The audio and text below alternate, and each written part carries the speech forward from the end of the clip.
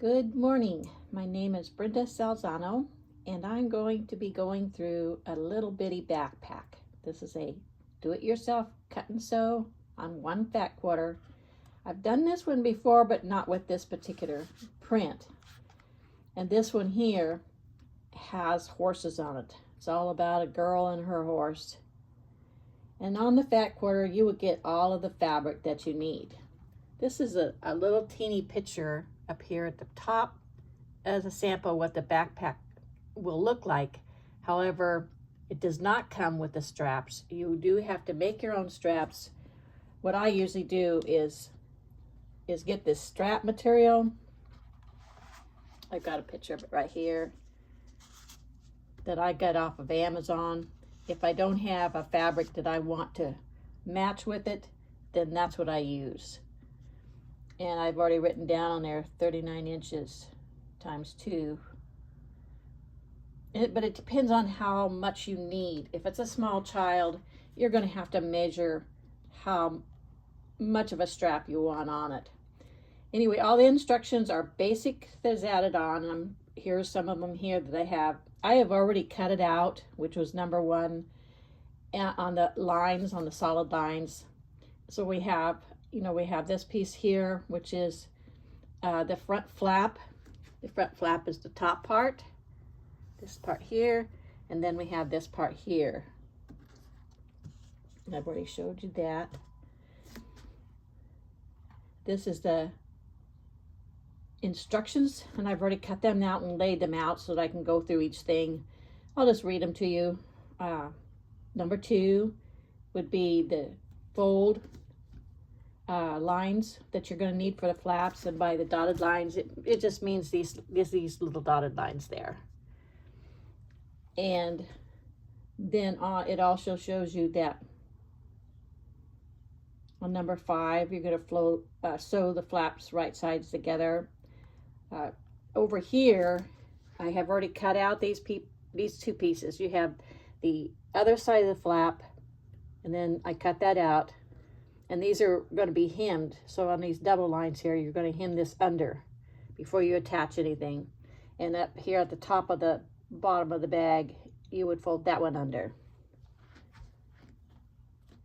And back to the instruction again. You'll be going through these one by one. Like I just said, sewing those hems. And then you'll sew the flap right sides together. And on the right side, sew down the straps. So on the right side of the main body is where you're going to sew those straps, whether you want it in a cross or you want it to just come straight up. And there'll be examples of that on my blog with pictures. And you can either do it with as a slip over strap, or you can do it with one of those lengthening little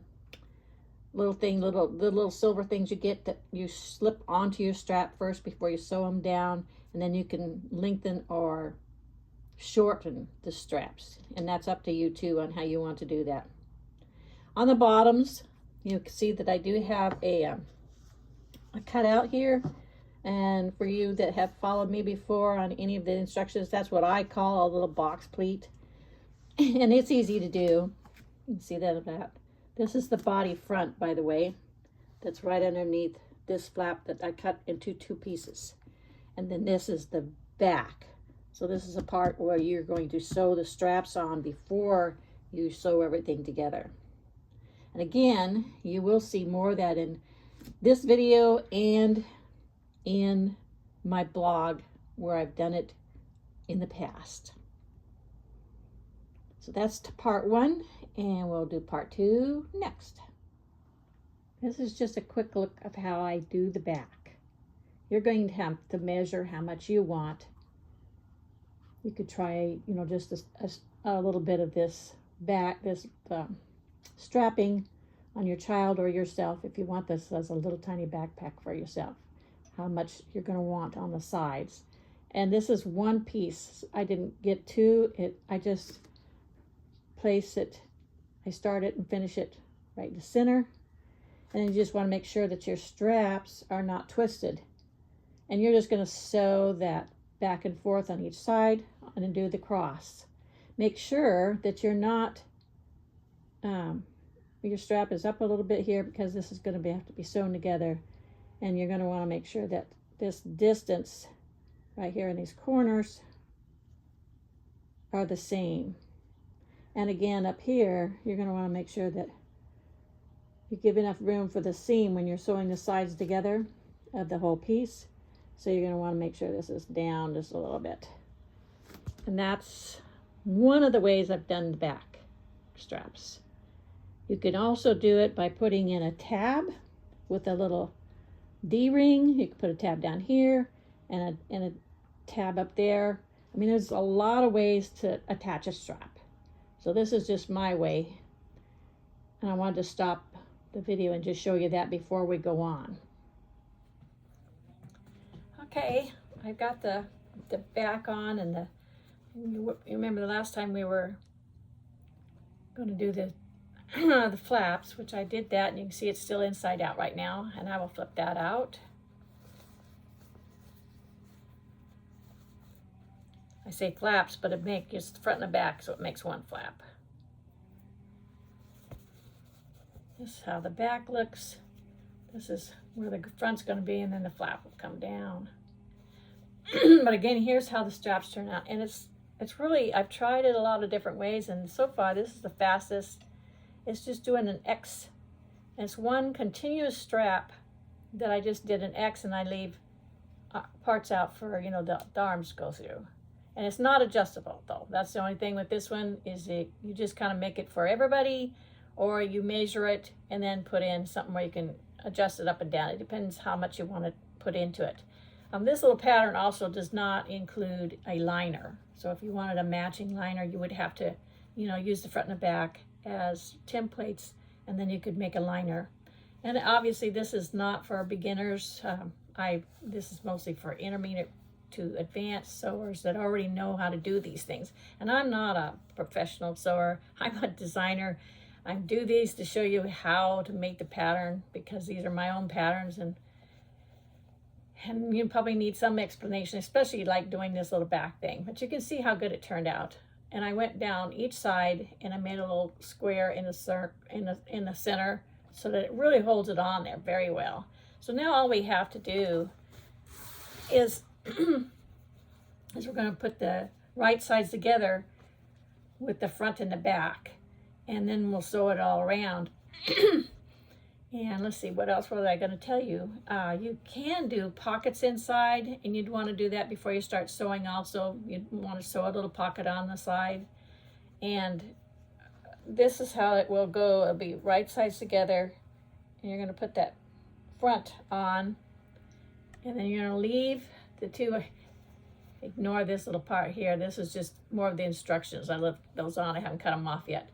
But we're going to leave those two squares open. You're going to sew down the side, and across the bottom, but you don't do that part yet. We'll just do that part, and then I'll show you that part, and you know, the last part on how to do that. But we're almost there. One last thing I wanted to show you is that on my little flap, and you can do this at any time. You can see I did a nice little fancy stitch across there, which I think will look nice when it's all done. You don't have to do that. It takes extra thread, but you can do that anywhere. I mean, I could top stitch the whole top around here with an extra little stitch, or make it look like it's quilted or something. It's up to you. For right now, we're just going to concentrate on the next thing that we have to do. And then it should be done, unless you're going to add some extra things. So I'll get to it and get that done. Okay, I've got the sides and the very bottom sewed up. And this is how it'll look upside down. This is your flap. I've sewed the sides and the bottom. One really big important thing, and I forgot before I remembered, and so I had to rip out some, is the straps. Make sure that the straps are completely inside, and that you have given enough room, however much you want to use for a seam allowance. Make sure that it's back enough so that you're not sewing it in on the inside. So I had to redo a little bit so that all the strapping is inside. You just have to make sure it's right in the center or pin it out of the way while you're sewing those seams so that you can make sure that they're all inside, because when we turn it outside, we want those straps on the outside of the bag, not stuck on the inside, which I had for a little bit. That's all right. That's what a seam ripper's for. Anyway, I will show you now how to do the little box thing. This is where you have this square cut out. Well, it's a half a square. And so you just put your fingers down inside there and squish it out the opposite way, so that when you're lining it up, you're lining seam to seam. And you see this, there's a seam here, and there's a seam here. And I'm lining those up. Otherwise, it's like this. It's not doing that, because then you don't get that nice pocket in the bottom, so you can get more stuff in there. It's corner to corner, and then the outside seam to the outside seam. So now you can see, you can kind of see there. See the seam right there? We've got two seams lined up. And then you're just going to go diagonal. I usually put one seam flat on the right, one seam flat on the left, and then sew directly across there. And sometimes these don't match up here, but it doesn't matter. You're going to cut that off. You want to give yourself a generous little seam. Just do it straight across. I usually do it twice to reinforce that. So I'll do that, then I'll come back and turn it inside out and show you where we're at. And we may want to stitch the top down on the flap. We'll look at that in just a second.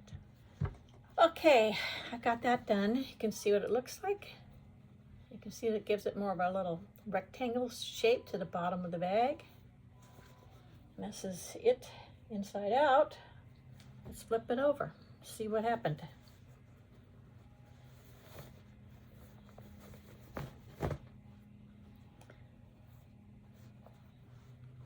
I know a lot of people that like small bags and they're adults. I mean, this doesn't have to be for a child, but okay, here's the back. And here's the front. And your little flap goes over, and you can put like the cutest buttons for a clasp, or you can just put Velcro underneath and a cute button on top just to look at. You could add lace to this, or a rickrack. Like I said, you can decorate it up. And now you could leave this as a pocket. Maybe put Velcro so that it closes, and you'd have an extra pocket for hankies or something. Or you could top stitch it. You could top stitch that and make that look pretty with some pretty stitching. I think that's probably what I'm going to do with this one, and it'll be a gift. But there it is. It does take a little finagling, but once you get used to this easy concept of the cross strap, it's pretty easy. And you could be using your own material if you wanted. I just bought this, like I told you at the beginning, but this one is a real cute horse one. I have some in different designs for whether you have a little boy or a little girl that you want to find their favorite thing, or if it's for yourself. I do have different designs of the little, it's called the Little Bitty Backpack. I have a really cute one that's a vintage trailers on it. That's a real nice one too. Thank you for watching. I hope this helps a little bit on your project. If you buy a fat quarter, remember, one fat quarter on my Spoonflower site is one project normally. Stuff like purses and stuff. If it's little things like, you know, my mice that's for cat toys, then you get 3 of the little mice on a fat quarter. These were really simple to sew, and this is a new one. He's just adorable. He's getting some really great reviews, and you can fill him up with catnip or sheep's wool or just stuffing. Have a great day, have a great week, and keep creating.